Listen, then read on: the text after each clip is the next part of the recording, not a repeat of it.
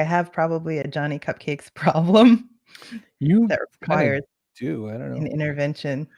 I saw a picture, of pop figures. We both have some pop figures. I saw one that was this huge wall of pop figures, and the guy who made the post said, "And this is when I decided I wasn't going to be a Marvel completionist." I was like, you have like 490 pop figures. What's the other 11 or whatever that he is? Anyway, I don't know. There's always one more, and it's stupid the criteria I'll use. I'll just be like, oh, I don't need this one because it's got the it depends on what kind of design it is. Sometimes they feel uncomfortable to wear, and I like to wear them. I don't collect them to like keep them in the plastic. So I like the ones that are comfortable to wear. He had a scratch and sniff one once, which was amazing. Scratch and sniff t-shirts. You weren't supposed to put it in the dryer though, and it went in the dryer. And turns out everything smelled like Fruity Berry or whatever. Smell like anything but shirt. Listen, we cleared the decks. We pushed our other guest off the side of the railing, gone into a combine. This episode has been changed a little. It's Jason Falls.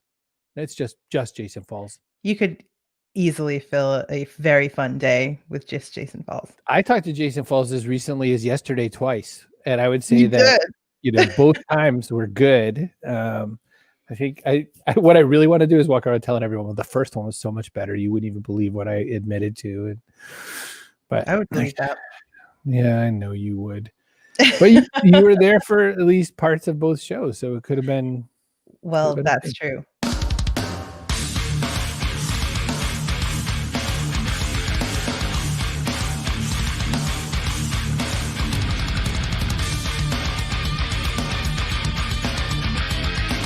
Backpack Show. I was just thinking that people new to the Backpack Show. Hi, Deanna. People new to the Backpack Show will always wonder, why does he do that wobbly thing with the thing? Or why does he interrupt Carrie every single time to show us the wobbly thing? These are questions people might have if no one wants to know that. No one's curious why. We bring you insights from usual sources so that you can succeed in the next 5 years. And so that Chris can interrupt me every single day with a heavy metal intro. Yes. You know, what I also like to do is determine whose head is kind of bopping just a little when they're backstage, because that's, so it's a business insights, business success show. The idea is basically we're making it interesting by going around and finding people who are not your average marketing turd head. We all talk to the same people. Like sometimes we're on each other's shows. It's crazy. It's just a circle, right? Jason Falls is a very unusual marketing turd head, if you will. I don't care for the term, but he has a background in PR, communications, sports, and he has a whole lot of fun with a bottle of bourbon in his hand. Jason Falls, the beautiful thing about Jason Falls is that, name drop. So I was asking Seth Godin about how to get more speaking gigs way back in the day. And he said, well, what are they going to do? Hire you or hire an astronaut? Let me help you. They're going to hire the astronaut. And I was like, yeah. Well, Jason Falls is the kind of guy who doesn't get just picked up as marketing turd head. He gets picked up as guy who knows stuff. And it was interesting. And he's funny. And he's super funny. And he has a new book. He has more than one book, but yes. I know, but a new book. Forthcoming book called Winfluence, about influence marketing. He dropped the R, by the way, if you notice. It's a very subtle shift from influencer marketing to influence marketing. Almost like he's from Boston. He dropped that R. I thought it was like influencer. Influencer marketing. All right. We got a marketing kid. The South will have to be into this show before we start using our mass accents again. It'll be all over. Oh my gosh. Jason Falls. Hello. How y'all doing? There we go. We asked him to amp up the Kentucky for y'all. That's Southern enough for y'all. I like Perfect. It. You guys talk way too nicely about me. I'm not nearly as fascinating as you make me out to be. Stop. Can I say something that sound like a compliment, but it'll also sound like a put down at the same time? Oh, I love those. He specializes in those. You and I and Tim Hayden at Get Ready to Live in Austin or whatever it was. You made a presentation at that event that it's in sort of my golden moments of watching a presentation. Now, there's two reasons it is. One is I almost can never sit still during a presentation. Yours was so interesting to me that I didn't move an inch. Oh, That that tells you pisses me right off because you've easily gotten up during one of mine like 167 no question. times. And I walked out of Seth Godin after having lunch with the guy, after sitting in the front row. So, that's Jason really, really, I was like, oh my gosh. And I thought the second part of this is, hi, Fauzia, who sends us guests who show up. Fazia, yay. Yeah, she brings us great guests who actually show up on the right day. So Jason, not only did he have this incredible thing that I sat perfectly still, but it was so smart. And I was just like, I keep forgetting that he's not just fun and funny. And I want to start there because it's an unfortunate truth, Jason. Now, like if you were like drunk enough or something, you would admit to me that it's kind of tough being the funny guy when you also have things of substance you want to talk about. Yeah, I think that's probably fair. But I also, I lead with humor a lot for a reason. It's I like to make people relaxed. I like to hear people laugh. If I, had my druthers years ago, I probably would have just been a stand-up comedian and that was it. It's just my way of having fun up there on stage. And I don't have fun if I'm just talking serious. I can get to the serious part, but I like to start out by lightening the load a little bit, and just reminding everyone, hey, we got to have fun doing this or it's not worth doing. So, yeah. Accents are good for ratings, Jason. Keep it up. Oh, you want me to answer all the questions like my brother would? So, no, it's good. I mean, do I? There's enough twang in there. If you want, and we can roll through some accents because, you guys have the Boston down pack and down pat. And then I've got a couple that I can bring to the table. I do a pretty good Pittsburghese, if anybody knows what that is. Go. So, yeah. Well, the thing about Pittsburghese, you stress your O's. And the anything that's town down, it's dine. So it's you don't go downtown, you go downtown. I'm gonna go downtown, have a pierogi. We're gonna get an icy light, watch the Stillers. This is like Pennsatucky right here. That's what we're getting. It's a little bit like it. My dad lived in Pittsburgh when I was growing up, so I had a lot of exposure to the Pittsburghese accent. My dad went to Harvard and my mom was a townie, like out of the town, out of the movie The Town. So a really strange mix. But what's new right now that you're working on that no one's heard about yet that you're like really excited about? Ooh, man, we are, at Cornett, we're doing a lot of work with tourism, and it's a tough time to do tourism, obviously, because not a lot of people can travel. And so the local CVB Visit Lex has got a lot cooking in terms of, sort of creative campaigns to try to ease people's tensions and open up to the fact that Lexington, Kentucky is a great place to come because it's not a big city with a whole lot of people. You can come and you can canoe and kayak and you can go hiking, and like there's lots of things that you can still do to get out in the world. So we're doing a lot there. And we're actually getting ready to kick off, new brand campaigns for the family of bourbons that we work with. And so just a lot of work. We're very fortunate to have not slowed down much at all during the pandemic, which has been good. Why are we dropping the R from influencer marketing? I need to find that out. So yeah, I'm glad you asked. I'm good for you for pointing that out. The whole sort of impetus for this new book, which unfortunately doesn't come out until January, but today I launched a companion podcast for it. We can talk about in a second, but Winfluence is the concept behind that sort of label in my mind for this book and this podcast, is that we have been, we just like the term social media about 10 years ago, we have developed this term influencer marketing, and it's pigeonholed the practice of that into a very limited array of people. I think when people talk about influencer marketing, they think Instagram and YouTube. They think paying someone with a big following online to, show my product, review, recommend my product.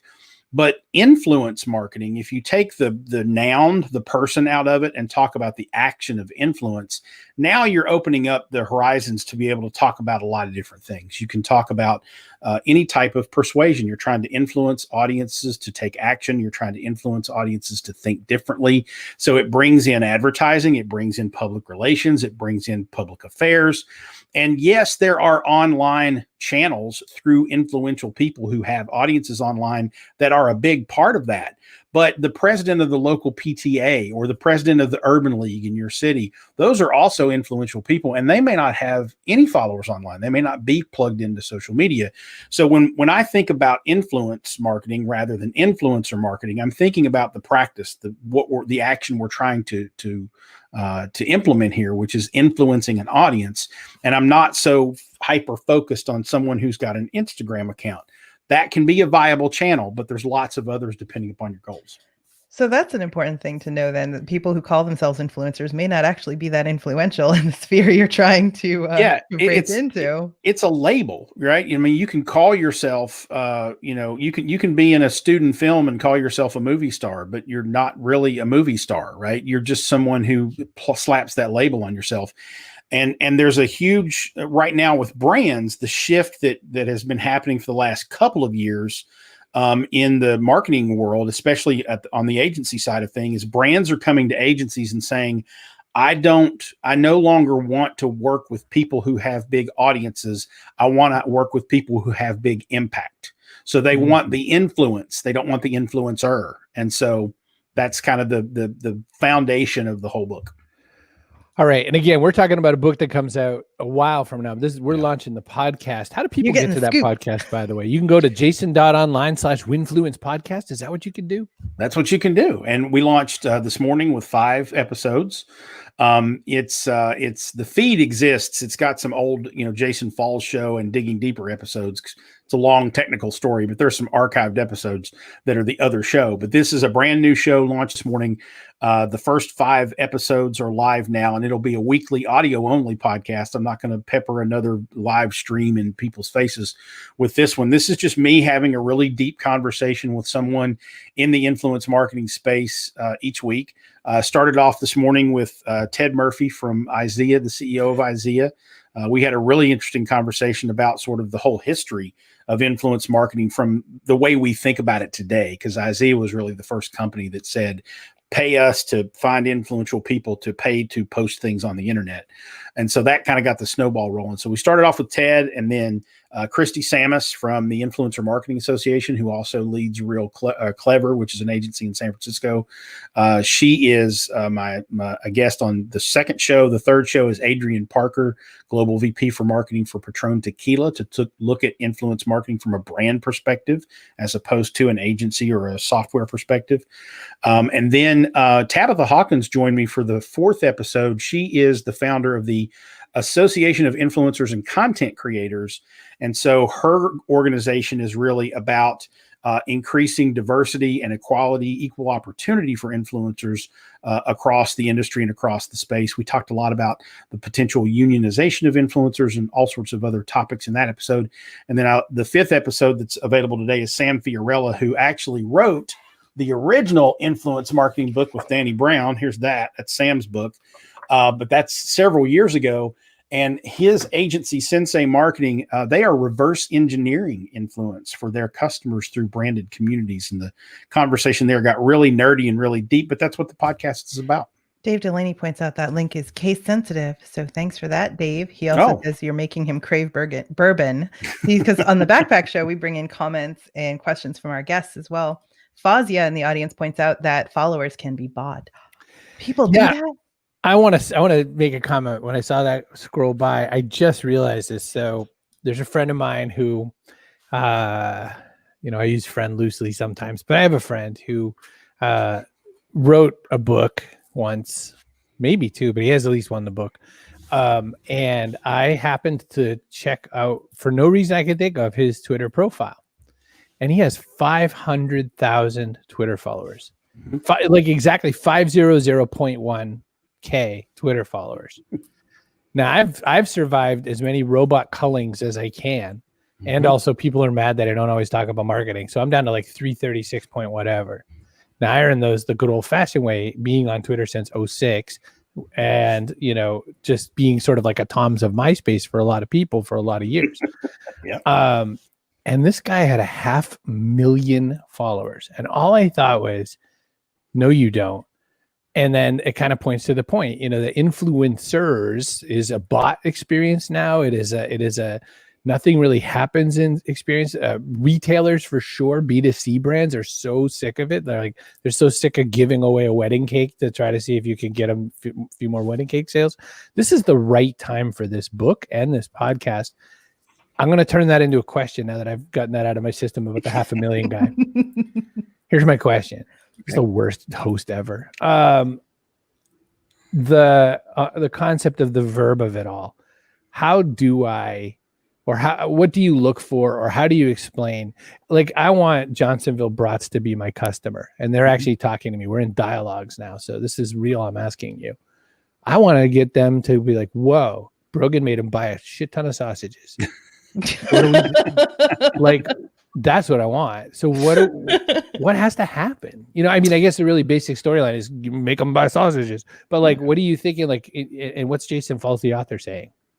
So in order to be a person of influence, not an influencer, ultimately you have to have a connection to an audience that's going to take your recommendation and for that type of product. Now, the challenge you, Chris Brogan, have is you don't create content around recipes, food, cooking, sausage, meat, pork, whatever, right? So that's not your bailiwick. So what you've got to do is you've got to find a way to speak to your audience with some degree of relevance and authority on that particular product or service. And it may be that, hey, I love Johnsonville. Is it Johnsonville Brats? Is that what you're talking about? Yes, sir. Okay. So I love Johnsonville Brats, and I personally do, but I love Johnsonville Brats. I don't really talk to you about food much, but here's what I'm doing, and Johnsonville Brats is supporting me in that and helping me do that. And so, there's that sort of association value that you can bring to the table, because if I'm the CMO at Johnsonville Brats, I'm like, okay, Chris Brogan's got a lot of audience, but he's not, the relevance factor is a problem for me. So what I've got to figure out is, how does his content make it relevant for his audience to want to buy my product? So that's the challenge that you have to overcome. And that can be done through content. It can be done through how you position your relationship. It can be done a lot of different ways. Now that you've helped Chris with his sausage problem, I have a few more audience questions and comments to get to. That's great. Says, would it be great? What happens after 4 more hours? What happens? Go to the emergency room. We've talked about this. I can't help you with that. Deb wants to know, would it be good to get an influencer who could influence or get their people to listen and ultimately take action? So she's saying, in other words, like the same thing you're saying, influence is one thing. Calling yourself an influencer is something totally else. Getting people to spend money is particularly problematic, small amounts. Her question hits the nail right on the head, because that's ultimately what you're trying to do. Influence marketing, as opposed to influencer marketing, if you will.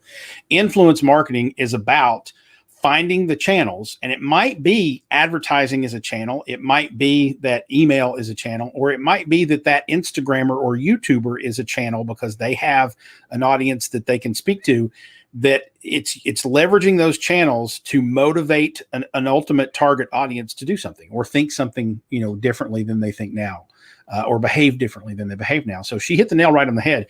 If you hire someone who doesn't do that, they are not a person of influence. They are not influencing on your behalf. You can call them an influencer all day. Doesn't matter how many people they have following them online. If they can't motivate them to do something, they're not worth a brand's trouble. Dave Delaney says you can find out how many bots are following you on Twitter. Go to twitteraudit.com/Dave Delaney. And by the way, Dave, while Chris was asking that enormously long question, I fixed the case sensitivity on the bit.ly link there. Oh, you did? Because I fixed the link to make sure it would be it's the fine. same. You can use the capital W now, and it works. I was tinkering over here doing that. I love how you say W. Kara says this is always the way. When things get too big, they crash, and people go back to niche marketing that's more targeted and trustworthy. Kara is joining us from Scotland. Awesome. Mm-hmm. And Kara's right, because this whole move toward micro and nano influencers is exactly that. It's hey, the Kardashians of the world. I've never worked with them. I'm sure they might be effective in some form or fashion, but that level of celebrity, which I don't even call them influencers, there's celebrities and then there's online influencers. But when you're working with that level, you're talking about reach and frequency. And that's an awareness play. It's not a conversion play. When you're trying to get people to spend money to, come visit your store, to download your thing, to pay for something, then you're talking transactional. And the more effective dollars are spent with those, sort of niche audiences, niche influencers that have smaller audiences, but have a much higher degree of trustworthiness within those audiences. The Kardashians can't sell sausage, is what you're saying. Probably not. Deanna says subliminal message. So she says we should periodically just whisper, buy sausage. That's the best ASMR I've ever had. Greg Narain, by the way, an incredible beer influencer, says customers are still your best influencers. Absolutely. Within a few hours of meeting Greg Narain, we were off buying beers. So that was an experience. We were doing a beer cast, and that's how I think of them now. So Chip says it's not about macro or micro. It's about relevance to the audience. For an influencer, audience could be large or small. That's absolutely true. I mean, there's plenty of influencers as we think of them today who, when they write about a product or service, and to be honest with you, when you do the math, the Kardashians are a great example. Now, I call them a celebrity, not an influencer. But if one of the Jenners or the Kardashians comes out and they're wearing a new outfit, or they have a new purse, or they're using new makeup that nobody's ever heard of before, the sales of that particular product are going to go through the roof. It's a byproduct of reach and frequency, probably more than it is influence, but they do have an impact on a certain portion of their audience. So not the size of your audience, it's how you use it. Absolutely. That's a great way to put it. That's what I tell the kids. Hey, listen, speaking of influence and influencers, I should let you know that there are a couple sponsors for this old show. So our first and foremost sponsor is the nice folks at StreamYard. You could go to cbrogan.me/StreamYard to make a show just like this, only better. And then you can invite Jason on it, because then I'll have StreamYard and Jason will be there and everybody will be happy. And you'll win influencing. Winfluence. That's right. Now, our other side is for authors. Like if Jason wasn't already like swimming in websites, which he is, he could go. He has a lot of websites. He's a man of sites. You could go to PubSite.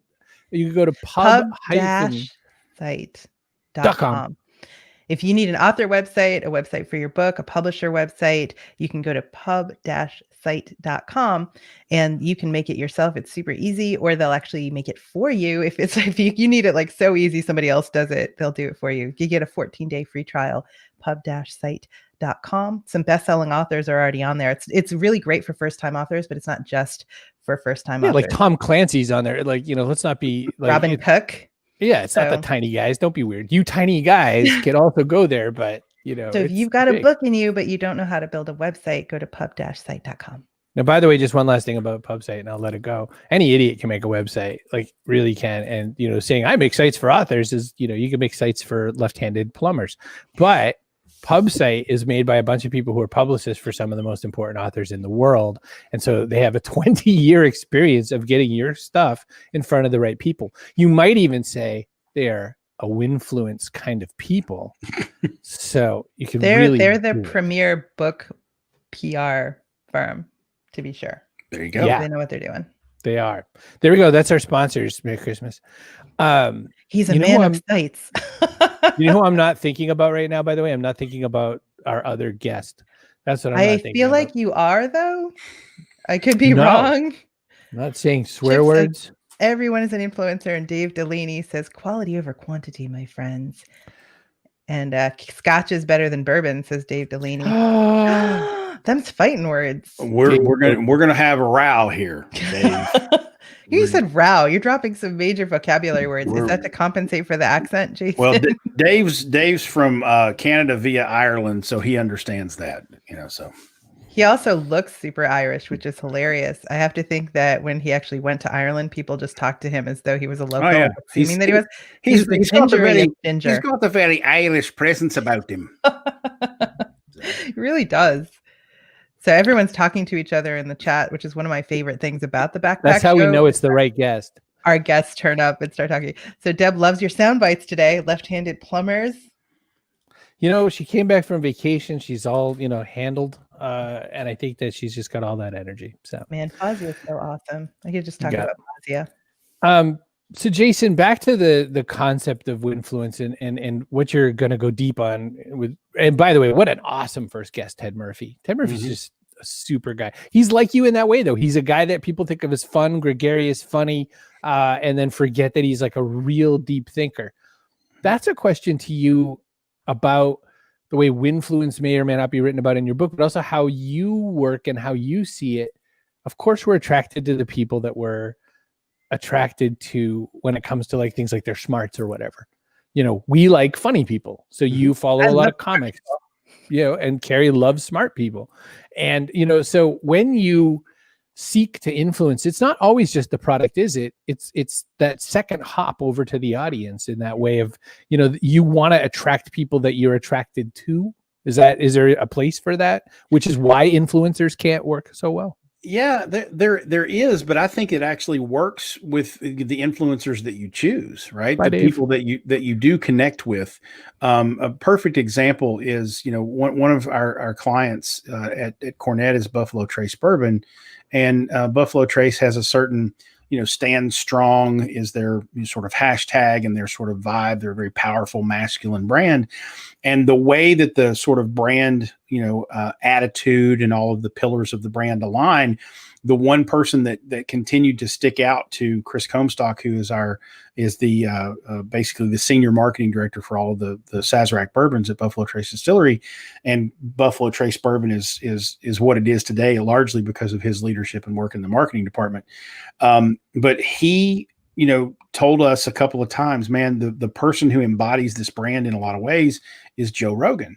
And so, you know, he said, let's get a phone call. So we got a phone call. And now if you listen to the Joe Rogan Experience, from time to time, he'll be, you know, sipping Buffalo Trace bourbon or some Buffalo Trace Distillery product with his guests and whatnot. And, you know, it's not a big sponsorship. It's not an overt, we want you to tell people to drink Buffalo Trace. It's you align with our values and who we are and what we are. And we just want to make sure that we're sitting at the table together.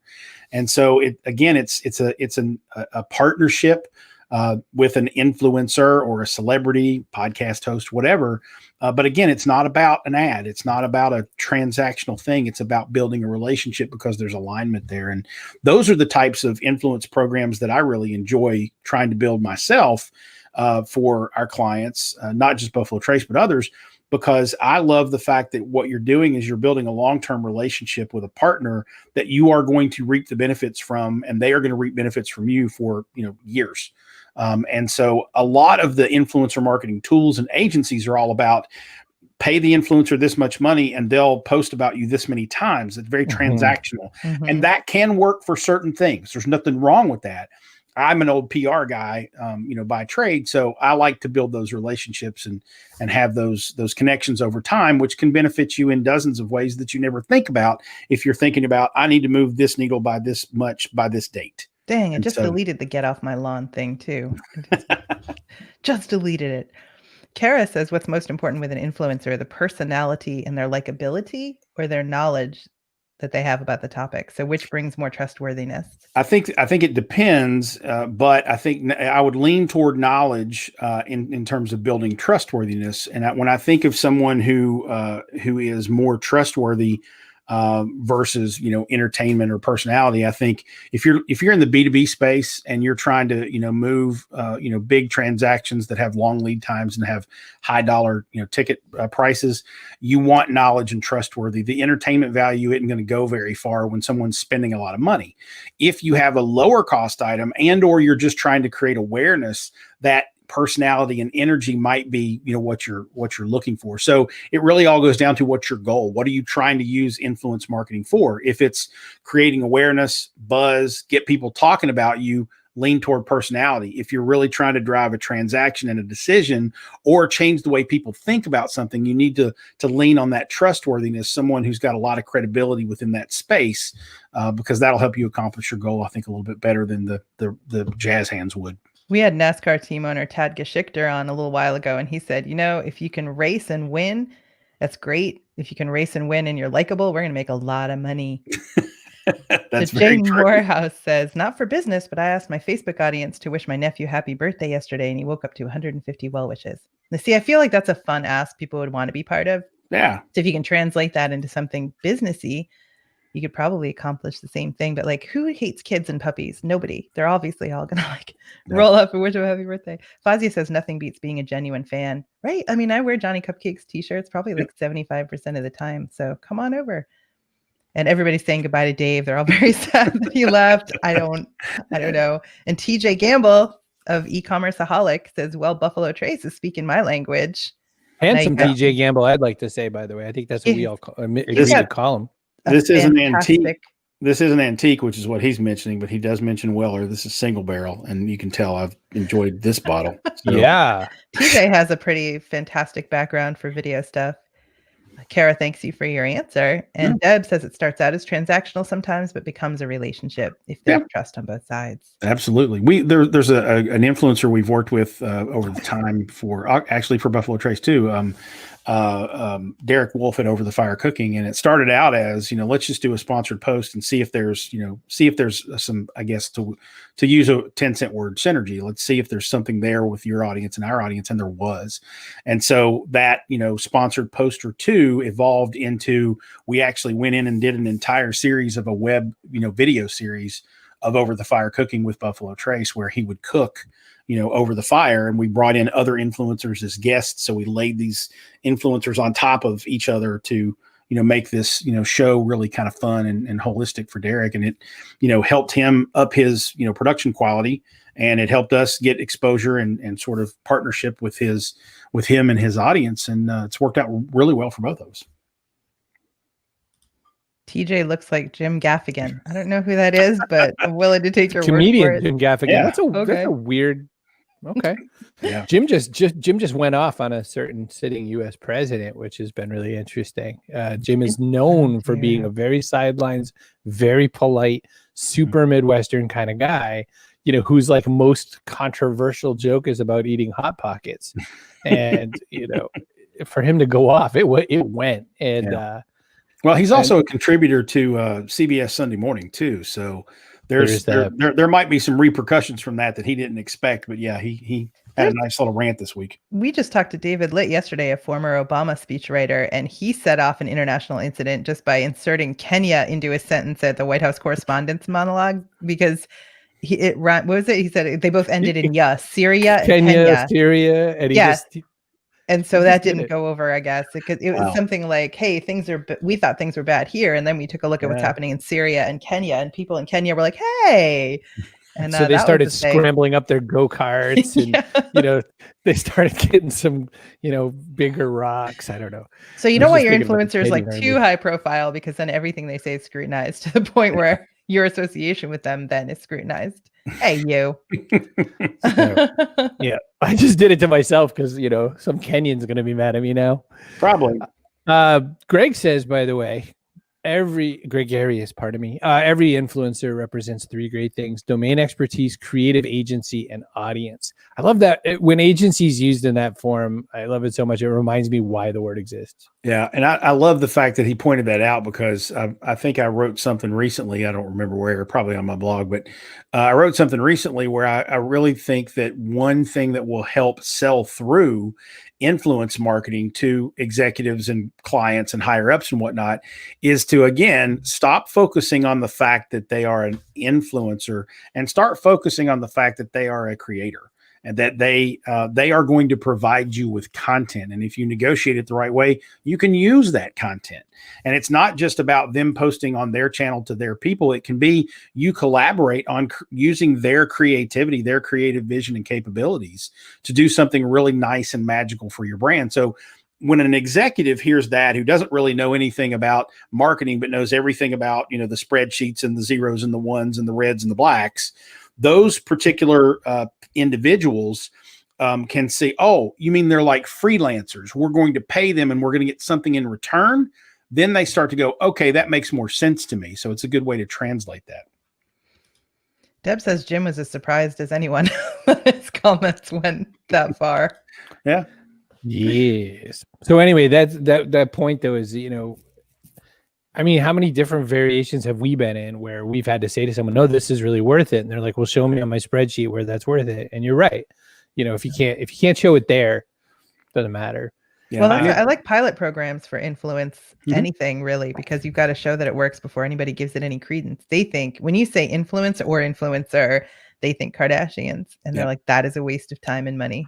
Yeah. So if you want to prove otherwise, you need to do it like in a microcosm, and then you can scale it up. And so here's an interesting example, and I'll probably try to make up a number or two here to make it make real sense to people. So an influence program that I've been involved with as an influencer in the marketing technology space in the last few years was with IBM Watson. Now, the IBM Watson marketing team, obviously it's IBM, they have a budget and whatnot, but let's just say you're a technology company, you're not IBM Watson, and you know that you have to go to a trade show and you have to staff the booth, and you're going to want to post social content from that booth, and you're going to want to, network and meet certain, people, potential clients at that particular trade show.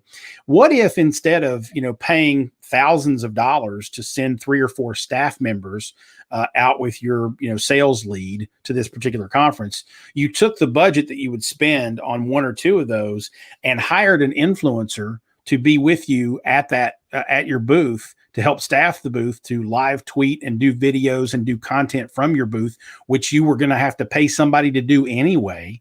Why not have someone who also brings with them not only great creative capabilities that maybe you don't have internally, but also an audience of their own that they can sort of parlay for you in that particular experience. There's lots of ways that you can think about leveraging the creative output of an influential person and using that person's audience at the same time. And so it really just takes sitting down and thinking, how can we do this in a creative way? And if you can say to the CFO, look, instead of spending $10,000 to take these 2 people out there with us and have them do this stuff behind the scenes, we're going to spend $12,000 to pay an influencer, fly them out, etc.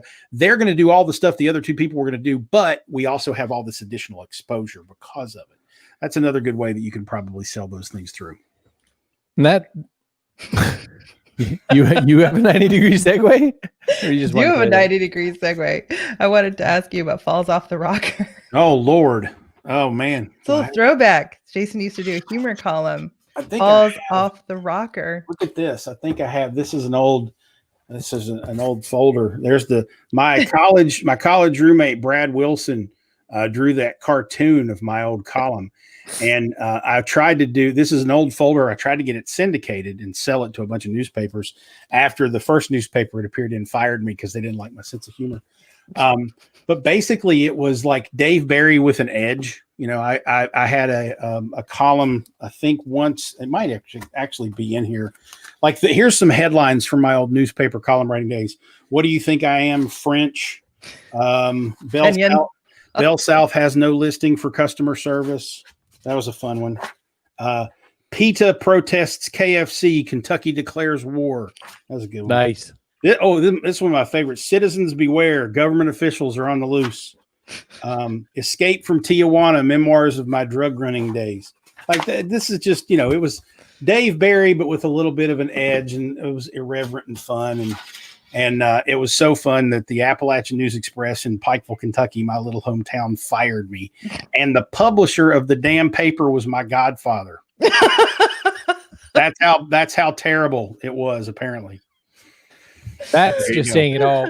Listen, Chip Griffin asked the question, was that print master? Because he's a nerd. He needs to know that. It might have been. I don't know. Who knows? And Nancy, love that idea. Jason, Nancy also said, absolutely makes sense, Jason. So everybody's but you're right. Not about Falls Off the Rocker. We should clarify. Yeah, please don't encourage that animal. We don't need to bring that guy back out. I don't even know what. So listen, we got to do a couple more things before we get out of here. So let me click some buttons here. First, I want to get a person of the day, and I had somebody in mind because I hadn't seen him in a little bit, so it was nice to run into. But let's see. I was also going to make a comment. There we go. So Greg Narain gets to be our person of the day. By the way, that means that you are entitled to 1 apple if you can find one, acquire one, or buy person one. Person of the day sponsored by pub-site.com. Get your author website. Yeah. And by the way, what an incredible group of people there at FSB Associates behind, because every one of their guests shows up when we invite them and they say yes. They show up. They don't just show up. They show up with valuable insights, an interesting background, and a body of work that we can talk about that is of value to our audience. Now, look, one last question from this gentleman with a similar beard. Was there bourbon involved in the column? I can neither confirm nor deny. Those columns were most definitely bourbon laced, I'm sure. Call that a big yes. All right. So we're at this part of the show where I got to ask you a question, which is what goes in your backpack. The idea is that there is a metaphorical backpack that we all need because the world is crumbling all around us. It's chaos, dogs and cats living together. And we need to know if in a world where we don't have any solid ground to build on, we have very limited resources, what would you add to the backpack for people to strive and thrive in the next 5 years?